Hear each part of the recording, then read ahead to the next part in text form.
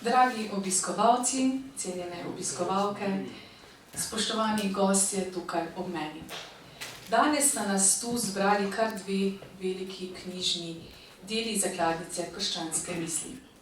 Najprej to knjiga Gorazda Kocijančiča Posredovanja, uvod v krščansko filozofijo, ki je nedavno išla pri založbi Kult Logos, dopolnjeni izdaji in si tudi po natisu že pridno in vztrajno utira pot med bralce. Kot drugo pa bomo danes spregovorili o knjigi Maksima Izpovedovalca Odgovori Talasa, ki je včeraj išla pri Celjski Mohorjevi družbi v prevodu Gorazda Kocijančiča in z njegovo izčrpno uvodno študijo. Knjiga je kot 29. uvrščena v zbirko Cerkveni očetje. Ob obeh delih bo danes tukaj stekel sproščen pogovor, ki ga bodo oblikovali že omenjeni gospod Gorazd Kocijančič, pozdravljeni, potem pisec spremne besede in urednik posredovanj dr. Vic Noj, strokovnjak za cerkvene očete dr. Jan Dominik Bogataj in filozof dr. Tadej Riffelj. Vsi iskreno dobrodošli. Pa morda za začetek dam kar vam besedo, gospod Kocijančič, da nam poveste kaj več o posredovanjih. Najlepša hvala. Jaz bi se rad najprej zahvalil vsem, ki ste prišli v tako lepem številu na ta pogovor, pa seveda tudi vsem, ki so pri Kult Logos in pri Mohorjevi pomagali pri nastanku obeh knjig. Zdaj, najprej od posredovanih, naj sam nekaj besed povem.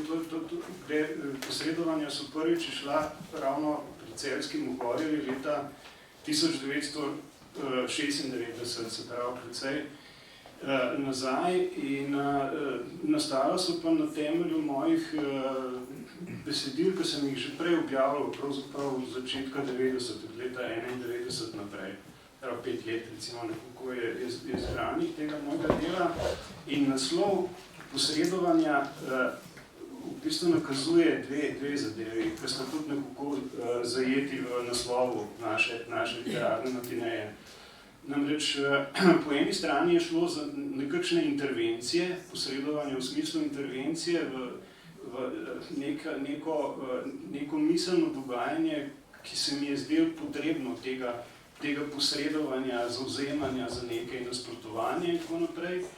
Po drugi strani gre pa za posredovanja v smislu recimo nemškega izraza Vermittlung ali pa angleškega mediation, se pravi v bistvu nečesa vmesnega, kar omogoča pretok, poroznost med dvemi skrajnostmi, ki sta med sabo obstojeni. In zdaj ta dva pola sta seveda ravno ta, ki sta v naslovu našega pogovora, sodobno mišljenje na eni strani in pa krščanska tradicija na drugi. Jaz sem kot mlad mulj, takrat sem dejansko to knjigo pisal, v bistvu, ko sem bil kot še mlajši od te mladine tukaj, ki sedi na moji desni, v bistvu konc svojih 20-ih, začetka 30-ih let sem ta besedila pisal. Kaj je? No, tudi ti si že mlad po srcu, no, da.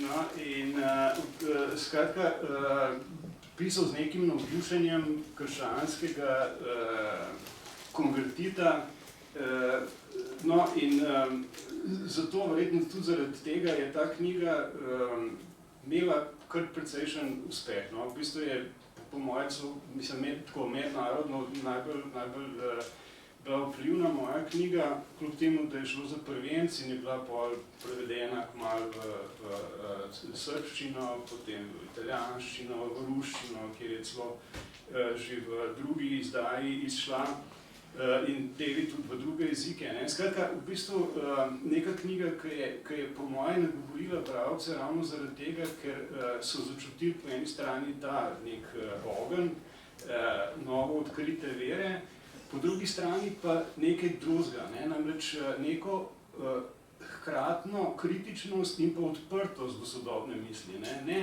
Ne neko površno kritikasterstvo, ampak v bistvu nek poskus razumeti, kaj je vse zanimivega in dragocenega v sodobnem mišljenju in prav s to povezavo, z neko ljubečo kritiko, rečemo, teh miselnih tokov, odpirati družbeni prostor. In, no, ne pa s tem zaključen, seveda v tem smislu je ta knjiga, ki je išla v času, recimo, tako grobo rečeno, slovenskega osamosvajanja, nekega optimizma, bila pisana v neki duhovno-zgodovinski situaciji, ki se korenito razlikuje od današnje. Ne? To je bil čas, ko smo se trudili oblikovati nek dialog v družbi, kjer je ta dialog dejansko obstajal, kjer so ljudje najrazličnejši brali tekste drugih, kjer so bili te prostori, recimo Nova revija, ki je bila pač revija, kjer sem večino teh besedil, ki so na koncu prišla v to knjigo, objavil najprej, ne, je bila tak prostor res srečevan. In potem na neki točki pa to vse razpada. Tako da zdaj ta ponatis, no, je nek način tudi moj izraz, no, neke želje, da bi se nekoč, ne, vprašanje se to da, ali pa če se da kmalu, ampak da bi se nek ta prostor v bistvu skupnega družbenega dialoga obnovil. In naj s tem zaključam.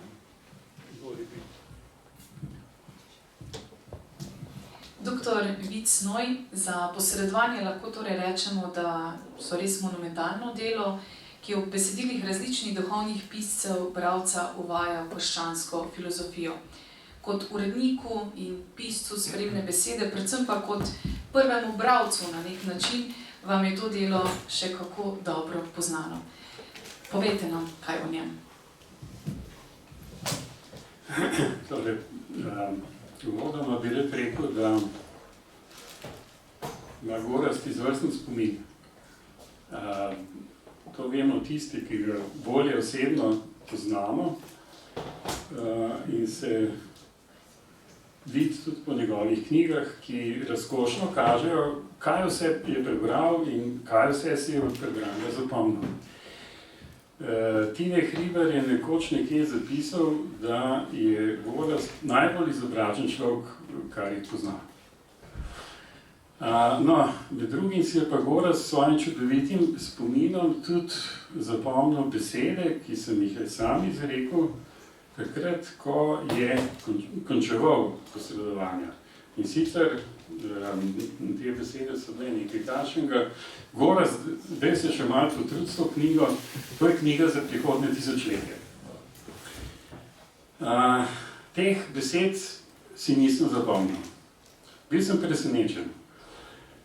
Ko sem jih prebral v predgovoru za drugo izdajo posredovanj,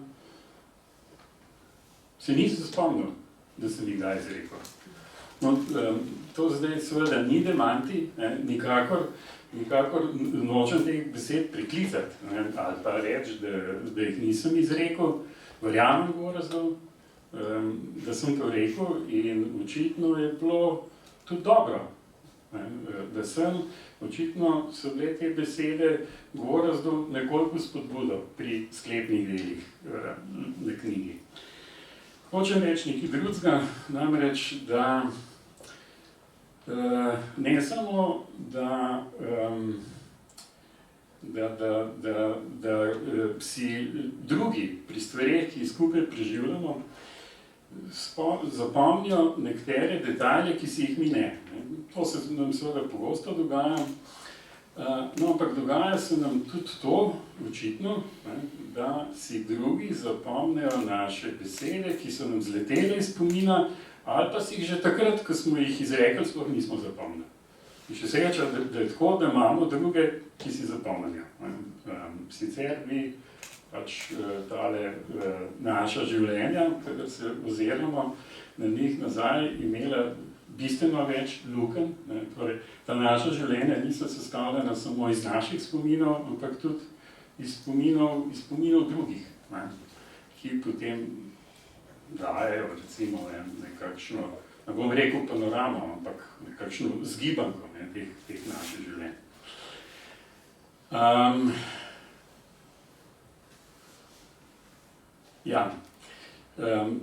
Hotel sem reči, da pa je vendarle neka stvar, ki mislim, da sem si jo pa prav zapomnil. Namreč teksti, kar je Gorazd že uvodoma omenil, so šli v posredovanjih leta 96, začel jih je pisati pa 5 let prej. In ti teksti so bili prvotno napisani v običajnem razpravnem načinu. Torej, ta in ta pisec govori o tem in o tem, tukaj naletimo na to in to, kar je pomembno, dajmo si to ogledati skupaj, to lahko razumemo na ta in ta način in tako naprej.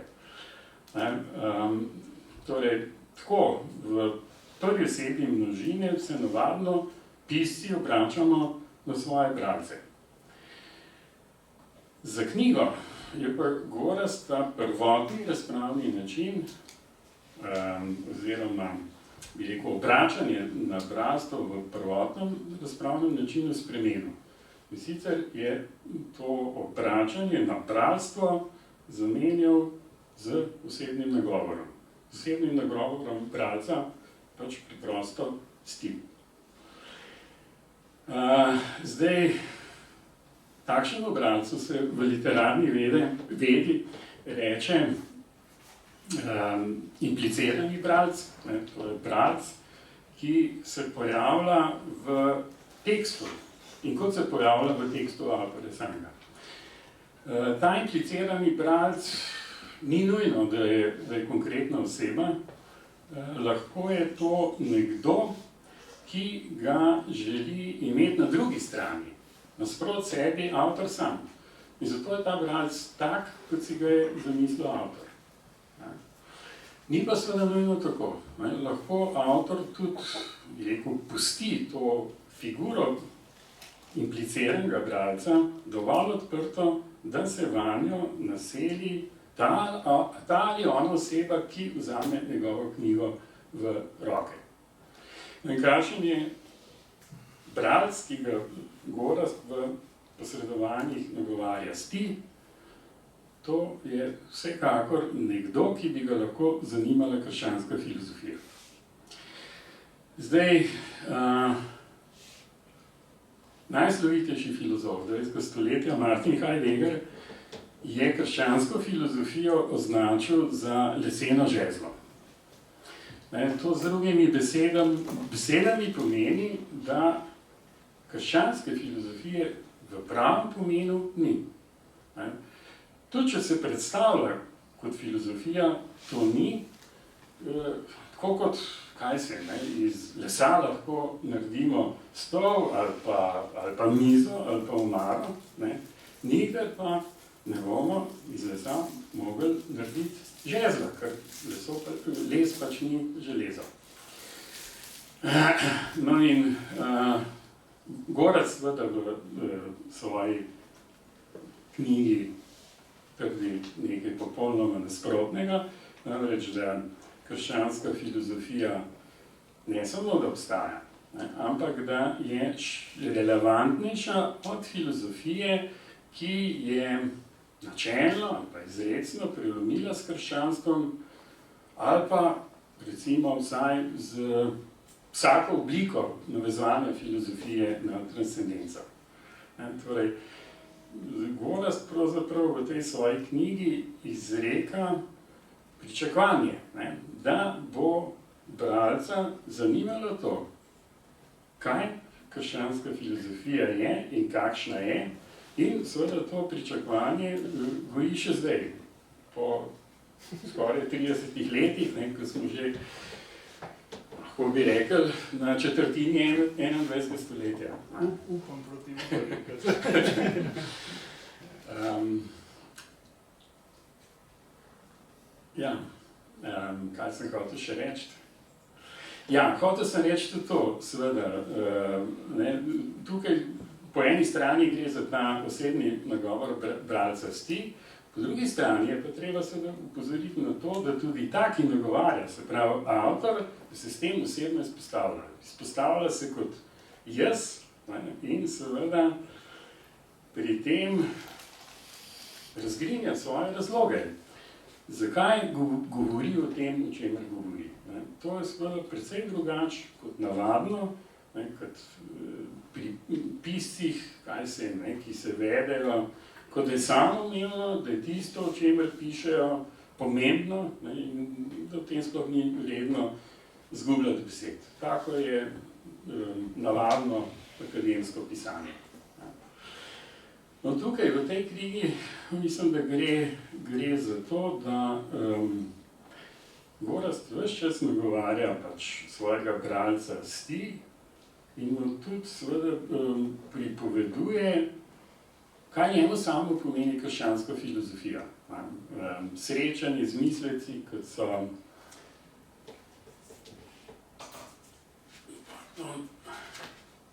Nikolaj Kozanski, Evagri Ponski, Dionizij Areopagit, da ne naštevam naprej, ne, vsi ti misleci so našteti v podnaslovu knjige. Torej, Gorazd ves čas se obrača na tega svojega bralca z željo, da bi mu posredoval, bi rekel, ta pogovor, v katerega je sam vstopil med branjem teh mislecev. Ne? V tem smislu, jaz ti želim povedati, zakaj je to zame pomembno, ne? In zakaj bi bilo lahko to, ne, ta moj pogovor z nekim mislecem, zakaj bi bilo lahko pomemben tudi zate. Zdaj, to je ena stvar, ki sem jo želel povedati, druga stvar pa, če nisem predolg, lahko. No, druga stvar je pa ta, ne. Zdaj, od Gorazdove knjige je prve izida, te knjige je minil skoraj 30 let, ne, to je kar veliko časa. In tako o filozofih kot o literatih si navadno mislimo, da imajo razvoj. To pomeni, da so seveda, torej, da filozofska ali pa literarna pot, na katero je kdo stopil, na začetku ni taka, kot je na koncu. Ali pa na polovici, ali pa malo čez polovico, upam, seveda, da Gorazd še zdaleč ni na koncu svoje polovice. No, in tako seveda potem navadno ločimo, različne obdobja, navadno zgodnje, zrelo in pozno obdobje, in navadno si predstavljamo, da med zgodnjim obdobjem in tistim, kar mu sledi, obstaja najmočnejša zareza. Tudi v resnici je tako, da marsikdo pač začne svojo pot pod vplivom kakšnih vzornikov ali pa enega samega vzornika. Pod tem vplivom stopi na svojo pot, v nekem trenutku pa potem spozna, da koraki, ki jih je naredil na tej poti, še niso koraki na njegovi lastni poti. In takrat se seveda v tem primeru se zgodi, da pač ta pisec se v bistvu svojemu prvencu odpove. In ta odpoved lahko dobi tudi obliko preklica ali pa tega, da pisec prepove ponetiskovanje svojega prvenca ali pa pač zgodnjih del. Zdaj, navadno si tudi predstavljamo, da če ima pisec razvoj, da to pomeni nekaj takega kot menjavanje smeri. Menjavanje v tem smislu, da recimo nek filozof začne s šolsko filozofijo ali pa pod okriljem nekega svojega filozofskega vzornika. Ampak, če je pravi filozof, bo v nekem trenutku stopil na svoje, se bo obrnil na svoje, bo šel drugam. In tudi njegovo poznejšo pot si navadno predstavljamo v tem smislu, v smislu menjavanja smeri. Torej, nek filozof pride do točke, tako to vidimo, od katere ne more naprej, zato se obrne drugam, ali pa celo v nasprotno smer. Ampak spet bi rad rekel, to ni nujno tako. To ni nujno tako. In namreč, predvsem to zadnje ni nujno tako, da bi se kdo obrnil popolnoma v nasprotno smer. Predvsem pa ni tako pri Gorazdu. Zdaj, Gorazdova posredovanja so njegov prvenc, ampak mislim, da je njegova misel že v tem prvencu zgrajena. Mislim, da je to prava beseda, zgrajena. Tukaj, tudi če pogledamo na njegov dozdajšnji celotni opus, ne bomo naleteli na menjavanje smeri. Že na začetku, že v posredovanjih so glavni žile te misli odprte pa napeljane, širijo in razmrežujejo se samo kapilarje. Gre v bistvu samo za izostrovanje misli in njenega izraza. Iz nečim takim imamo pravka tudi v drugi izdaji posredovanj. Gorazd je seveda tukaj neke stvari, čeprav nisem šel tega natančno preverjati, vrgel ven, nekaj največ spremenil ali pa dodal, malo utrebu in izčistil samo misel v izrazu, pa žuriral bibliografijo, ampak knjiga je ostala v temelju taka, kakršna je bila. In to je pravzaprav, bi rekel, tudi razlog za njeno aktualnost. Razlog za aktualnost kakšne knjige, zlasti take, ki je že kdaj išla, je lahko marsikaj. To je lahko recimo spremenjena družbena ali pa kulturna klima, ki je knjigi nenadoma bolj naklonjena, kot je bila v času njenega prvega izida. Vendar mislim, da v tem primeru ni tako, da ne gre za to. Mislim, da Gorazdova knjiga preprosto ni skladna s trendi zdajšnjega časa, oziroma je še vedno, bi rekel, času neprimerna, če lahko tako rečem. Tako kot je bila takrat v času svojega izida. Torej, kot rečeno, prvi razlog tukaj za aktualnost te knjige je ta, da se v Gorazdovo misel v temelju ni spremenila. Drugi je, da o mislecih, ki so zajeti v to knjigo, od izida knjige, pa vse do zdaj, ni bilo vse pri nas napisan nič novega, ali pa nič tako zelo pomembnega, da bi zaradi tega knjiga sama zastarela. Tretji razlog pa je, da so seveda tudi misleci v tej knjigi ohranili tehtnost, čeprav v bistvu ta misel še vedno ni dovolj znana in razširjena, še vedno ni, bi rekel, na široko sprejeta ali pa celo kanonizirana pri sodobnem bralcu, kdorkoli pač to že je. Ali pa, če rečem v slogu Gorazdovih posredovanj, kdorkoli pač že si.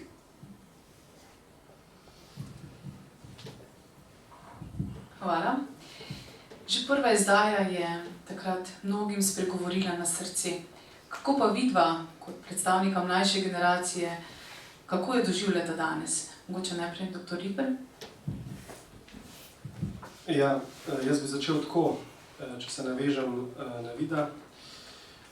Krščanska filozofija je danes še kako živa, je še kako prisotna, že samo če pogledamo stanje raziskav, objav, prevodov, ki so se začeli v drugi polovici 20. stoletja v Franciji, pa potem tudi v drugih deželah, in po Gorazdovi zaslugi je ta val pljusknil tudi v našo deželo.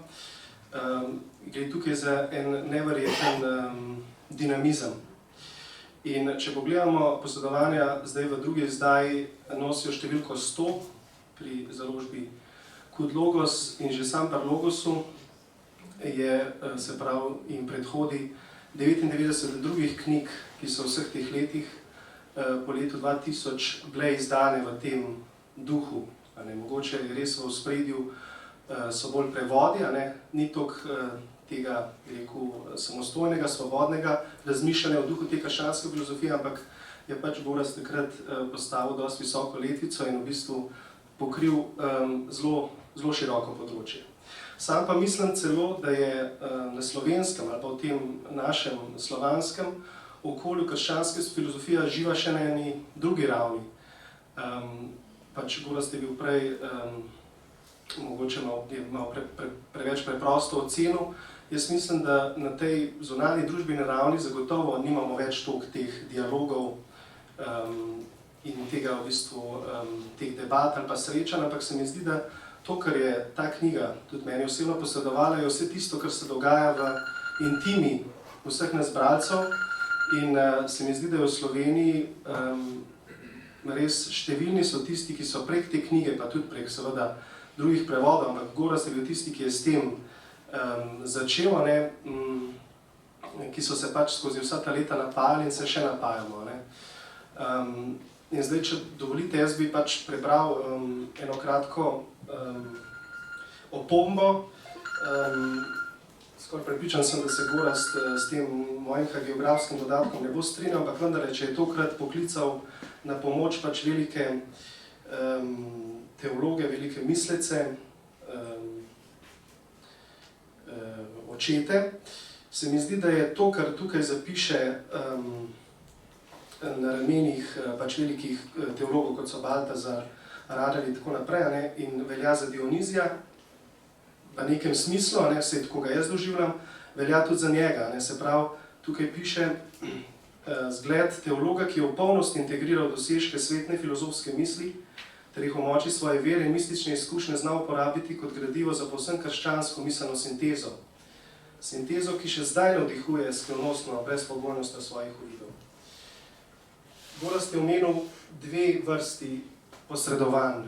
Eno bolj proti, nekemu miselnemu toku, duhu časa in eno tisto pomembnejše ali pa tisto, ki ga je vodilo ob predstavitvi italijanskega prevoda pred 10 leti, je Gorazd celo rekel tako, da je tudi njega v bistvu takrat, ko je prišel do teh besedil, srečala milost, ker iz okolja ni bilo pogojev, da bi sploh prišel tekom študija ali pa kako drugače do teh besedil, da so ga ta besedila srečala, da je potem iz tega lahko v bistvu posredoval to duhovno izkušnjo, ki je v teh besedilih skrita. In jaz mislim iz mojega gledišča, da se to dogaja tudi nam bralcem, oziroma se je vsej meni zgodilo in če to ponazorim s to besedo posredovanj, v katoliški veri pač priznavamo oziroma izrekamo v liturgiji, da Božja Mati Marija posreduje za nas pri svojem sinu, pri Jezusu Kristusu. In to posredovanje se je tudi meni kot študentu filozofije takrat zgodilo ravno na ta način, da sem v tej knjigi dobil zaslombo, močno spodbudo, varen pristan, da lahko pač v vrvežu mnogih miselnih tradicij, ki so seveda prisotne bile tudi na fakulteti oziroma so prisotne širše v kulturnem prostoru, vendarle tudi svojo krščansko vero, svoje izkušnje, sobivam kot misleči, kot iščoči. Se pravi, da je bilo to v bistvu Gorazdovo posredovanje zame osebno, da sem se nekako znajdel v vseh teh mnogih miselnih smereh in vendarle ohranil pač to svojo versko izkušnjo. Se mi zdi, da to je res zame ogromna stvar in sem res izjemno hvaležen za to. No in kaj pol, pač seveda, zdaj lahko človek potem razmišlja naprej, kdaj kaj napiše, kdaj kaj objavi, kaj prevede, ampak jaz mislim, da je še ena stvar zelo pomembna, ker je ta knjiga spregovorila mnogim na srce, je, kot so pač vse knjige, res izjemno darilo.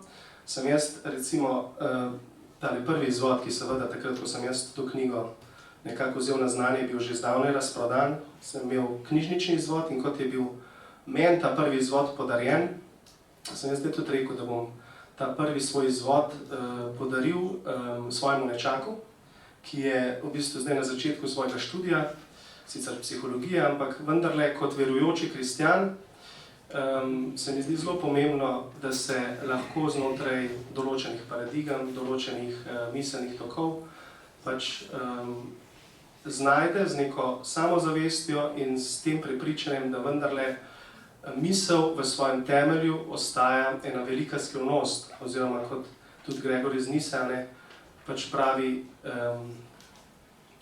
to tudi omenja Gorazd na tej predstavitvi italijanskega prevoda, kaj je tisto, kar nas dela Bogu podobne, pa ni to pa ni to neka svobodna volja, ampak je res ta naša Bogu podobnost v tem, da smo tudi sami sebi največja skrivnost. In če lahko nekomu damo besedila, ki v bistvu na vseh straneh praktično pričujejo o tem, kako skrivnostni smo sami sebi in drug drugemu, se mi pač to zdi res nekaj izjemnega in taka misel je živela, živi in pač bo živela pač naprej, ne glede na to, koliko bo pač nekega odmeva. Bomo pa seveda veseli, če se bo še kdo, oziroma če se bo še več ljudi tudi podalo po tej poti, ker v končni fazi malokrat je tako, da imamo priliko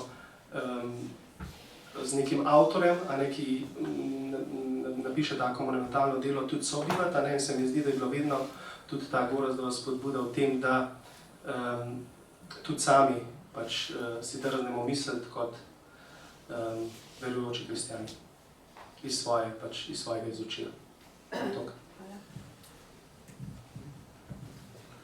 Najprej hvala, Gorazd, za to povabilo. Ko sem ga prejel, sem bil izjemno počaščen nad tem občestvom.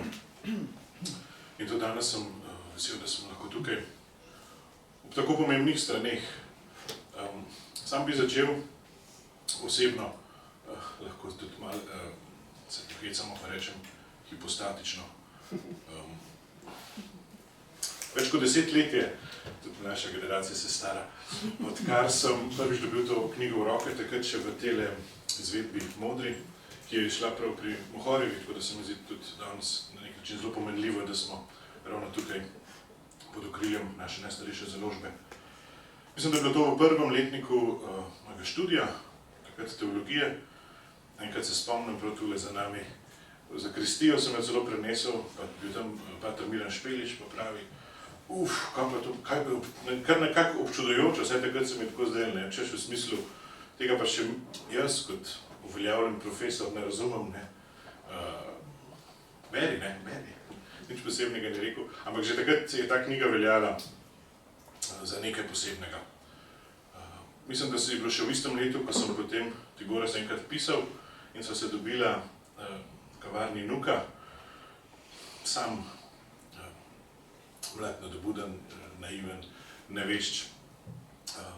Ampak tisto srečanje, ki se je potem tudi razvilo še v kakšnega prihodnjih letih, mi je pustil veliko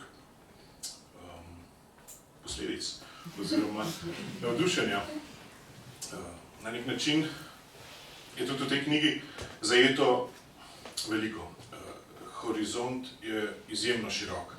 Tu sega res od začetkov filozofije do sodobne filozofije, potem pa seveda tudi od začetkov krščanske misli, pa tudi tja vse do srednjeveških in tudi sodobnejših krščanskih mislecev.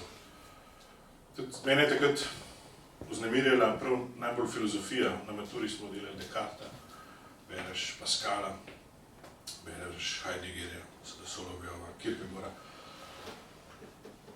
Ta knjiga je nekako za mene postavila navdih, lahko rečem, ena izmed najpomembnejših knjig v mojem življenju.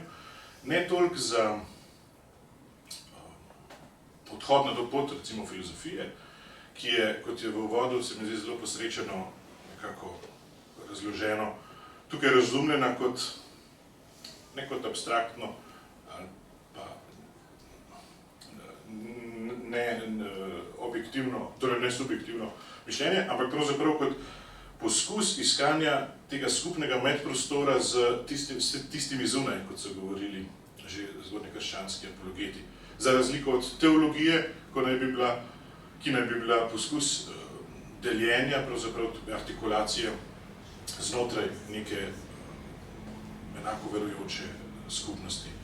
Tako da v tem smislu, kot je prej omenil inteligentno Tadej, ta knjiga in njen avtor ni bila samo posrednik kot Marija, na nek način Svetopismo govori tudi o Kristusu kot o Mesitesu, ki je bil sam pravzaprav, ki je sam pravzaprav posrednik, ki je modrost in posrednik te Božje modrosti. Tako da mene je najbolj nagovoril prav v smislu tega, da je vredno in ima smisel na nek način posredovati prav ta besedila. Ne toliko, sam nisem sposoben, nisem bil niti uveden v ta bolj filozofski diskurs, ampak sem se našel bolj v tem filološkem, eksotičnem, se pravi, kopati po rudnikih antike, kjer se je ta Boga navdihnjena modrost utelešala in nekako skušati s prevajanjem, s komentiranjem to na nek način posredovati. In mislim, da je prav od teh 90-ih let, kot je prej že tudi Tadej res omenjal, pri nas na pohodu nek val, mejhan, ampak kakorkoli za naš slovenski prostor, mislim, da vseeno val, na katerega smo lahko ponosni, neke neopatristične renesanse, kakorkoli. Danes imamo veliko več besedil te krščanske antike na voljo, tako da pravzaprav lahko upamo tudi še na nove mislice, knjige, ki bi zares vzeli ta besedila in pravzaprav iz njih nekako ustvarjalno črpali in oblikovali tudi za prihodnost. Jaz sem prepričan, da so že tukaj med nami ljudje, ki niso brali knjige, ko je bila še z modro naslovnico, pa je sedaj priložnost, ker je pač težko dobiti, da jo berejo še v beli naslovnici in bo gotovo tudi lahko naprej navdihovala.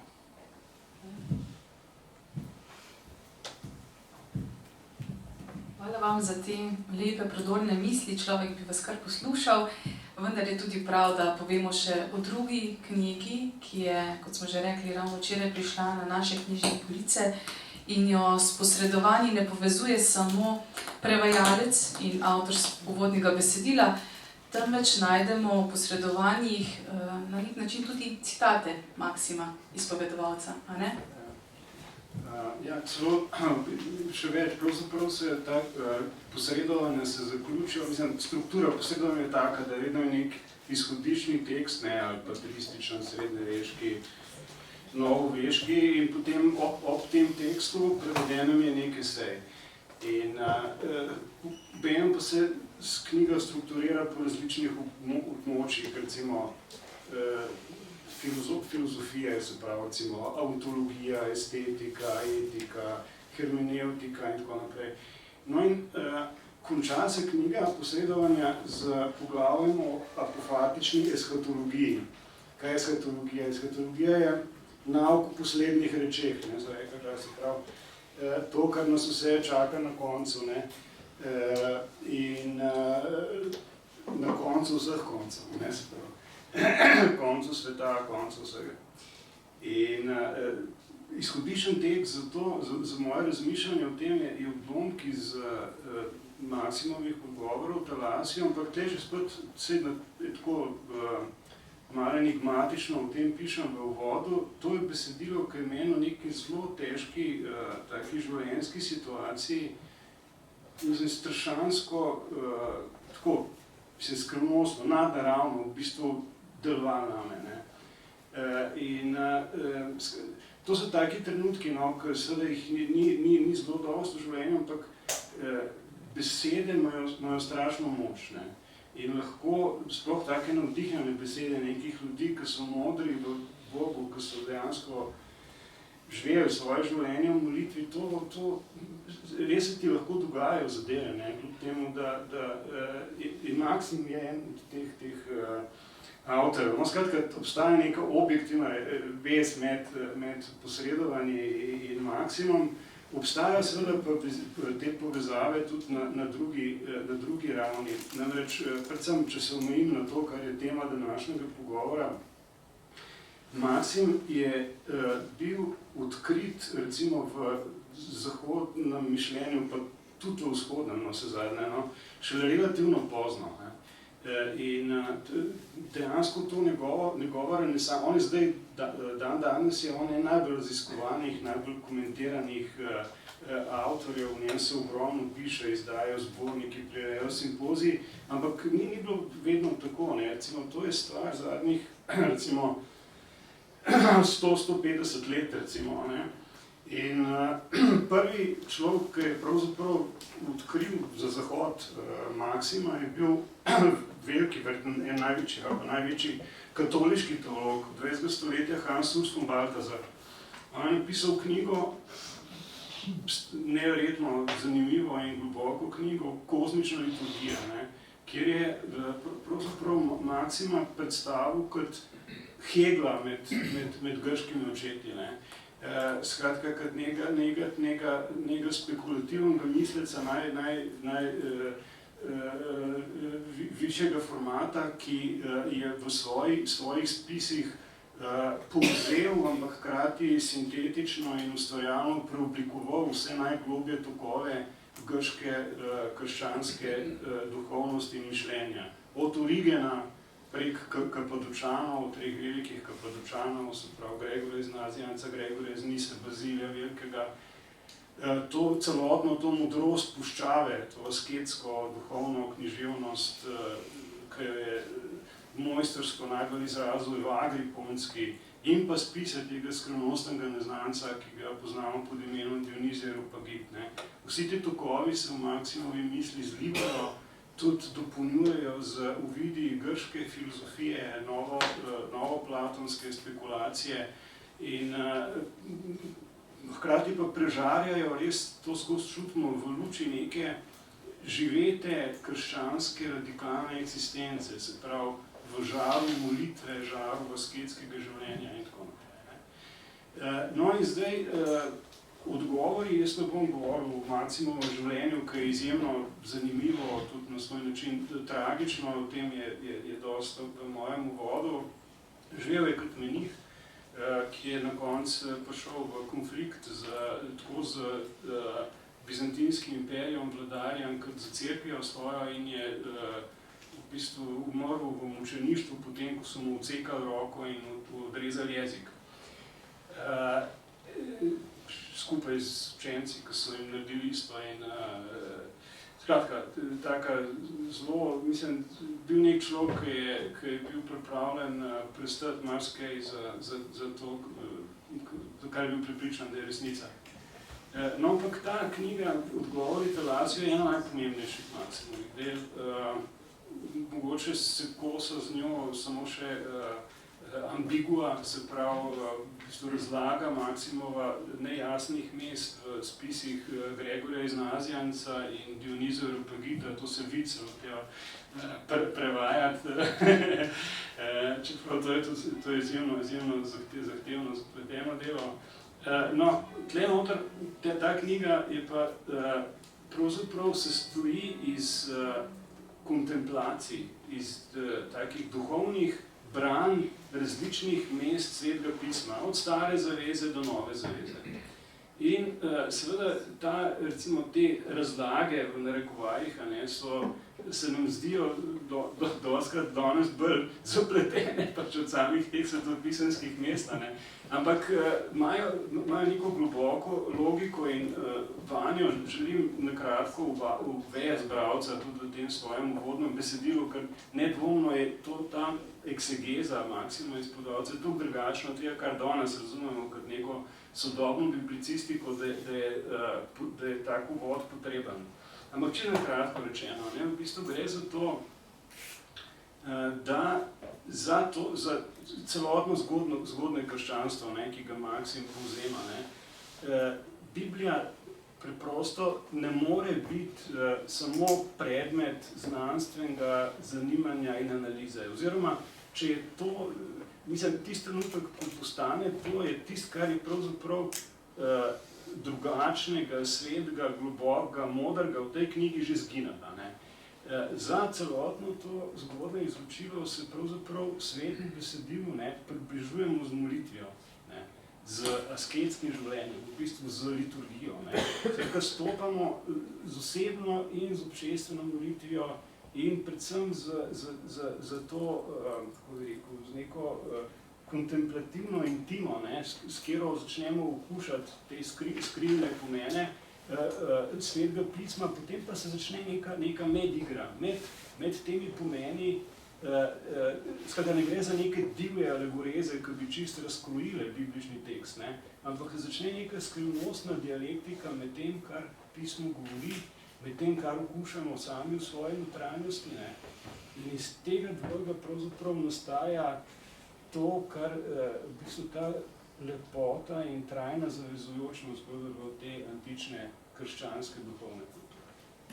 Tako na kratko, mogoče bi jaz kar, če smem, povabil še Jana Dominika, da nekaj misli o Maximu pove. Hvala. To je težka naloga, čisto na kratko. Raje bi povedal ene 2-3 misli, za katere sam mislim, da so lahko izziv,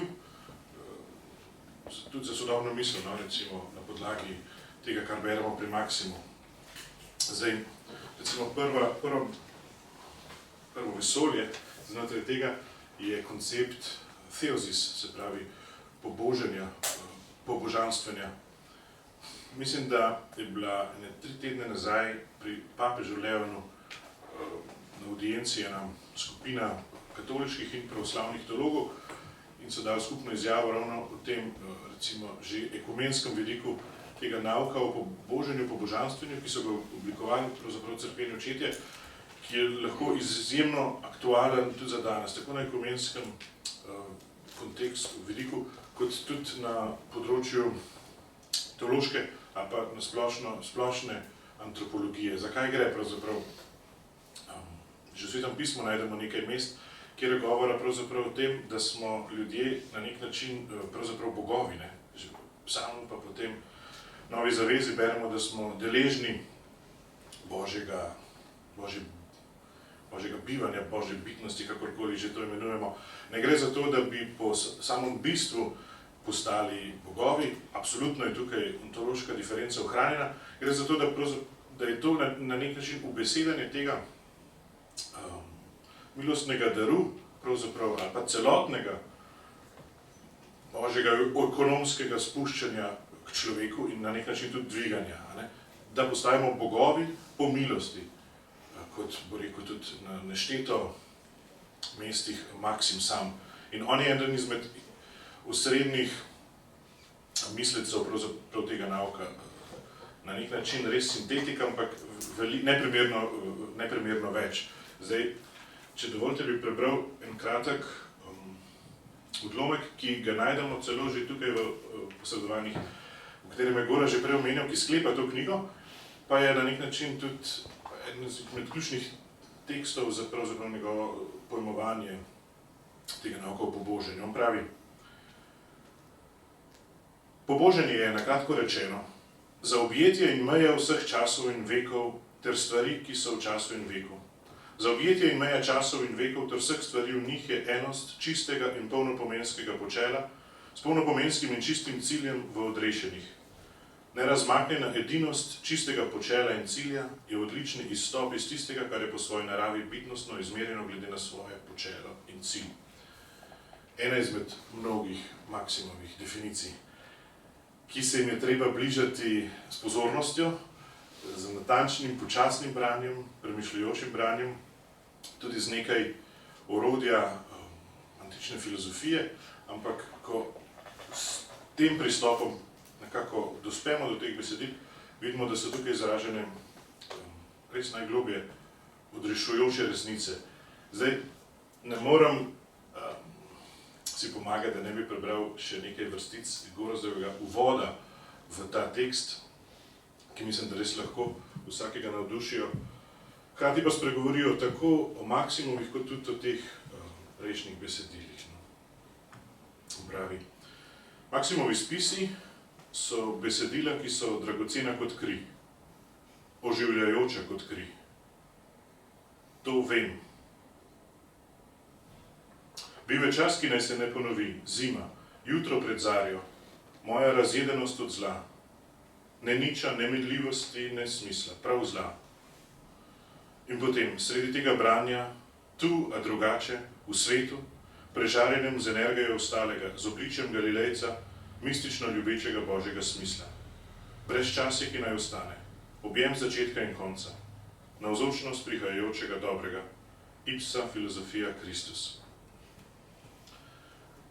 Na nek način je tudi to, ta odlomek, ki je poetičen, ki je presegan ubesedanjem tega, kar bi lahko theosis na nek način bila. Še samo eno stvar bi omenil kot izziv sodobne misli, oziroma dve, če mi dovolite. Na vzhodu nasplošno, prav pri Maksimu posebej pa zelo eksplicitno, ni bilo nikoli zastavljenega tega avguštinskega vprašanja med milostjo in človekovim prizadevanjem, trudom. Z drugimi besedami, na vzhodu ni bilo potrebe po pelagianizmu, ker so vzhodni grški očetje to reševali veliko bolj preprosto in za moje pojme tudi veliko bolj smiselno in nekako nam bližje. Za Maksimovo antropologijo označujejo kot z temeljnim pojmom sinergija, se pravi sodelovanje med Božjo milostjo in pa našim prizadevanjem za krepostno življenje. To dvoje ni v nasprotju, ampak je dejansko v nekem sodelovanju, kar tudi ta beseda. Seveda, to ima potem neštete implikacije za področje vprašanja človekove svobodne volje, svobodne izbire, sprejemanje danosti in podobno. Ampak mislim, da so to lahko izjemni izzivi tudi za sodobno misel. In še čisto na koncu, zadnji poudarek, če smo res zelo aktualni, čeprav je nov pontif, ampak po časem prejšnjega papeža se je veliko govorilo o ekologiji, o razumevanju stvarstva kot takega, tudi Maksim, kot je bilo že prej omenjen, kozmična liturgija. Maksim je mislec kozmosa, se pravi odnosa med mikrokozmosom, ki je človek, in makrokozmosom, in pa predvsem med logoji, med logosi z malo, ki so navzoči v celotnem kozmosu, v celotnem stvarstvu, v vsakem kamnu, v vsaki reki, v vsem, in pa logosu z veliko, po katerem je bilo vse to ustvarjeno. Se pravi, res ta kozmična vizija, pogled, sguardo di insieme, rečejo Italijani, se pravi, celosten pogled pravzaprav na stvarstvo in na človekovo mesto znotraj stvarstva. Tukaj se mi zdi, se lahko veliko naučimo pri Maksimu. Samo 3 stvari mogoče tako, take, ki so meni osebno najbližje.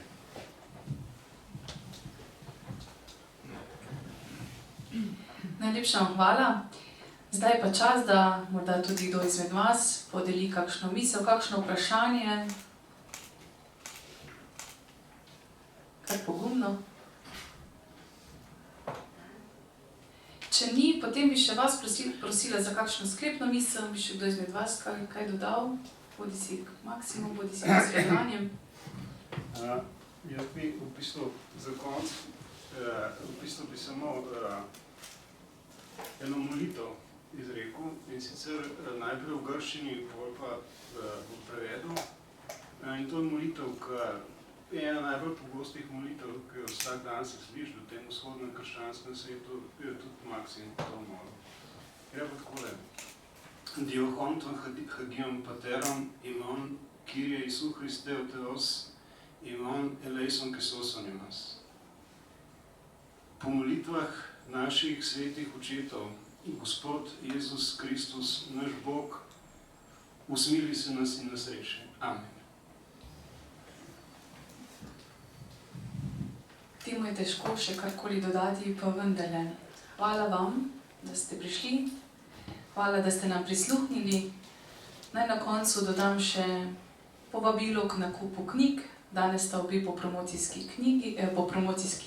ceni. in še povabljeni na dva dogodka v naši knjigarni. Najprej Jasna Cajnko, Matic Vidic, Anja Klančar bodo ob svetovnem dnevu samomorov spregovorili vsak svojo knjigo in svojo osebno zgodbo. In sicer v torek, 9. septembra ob 18. uri. Kot drugo pa vabljeni na predstavitev še enega monumentalnega dela, in sicer v sredo 10. septembra ob 17. uri, prav tako v tej knjigarni, bodo gospod Bogataj, potem dr. Miran Špelič, Blaž Božič, dr. Matej Hriberšek, Sergej Valijev, skupaj z urednico dr. Tanjo Ozvatič spregovorili o delu Janeza Krizostoma, homilije o Matejevem evangeliju. Torej, iskreno dobrodošli. In čisto za konec eno preprosto povabilo, ki ga je nekako že v odgovorih Talasiju dejal gospod Kocijančič, pravi takole: berite brez naglice, pozorno, po kosih in meditativno.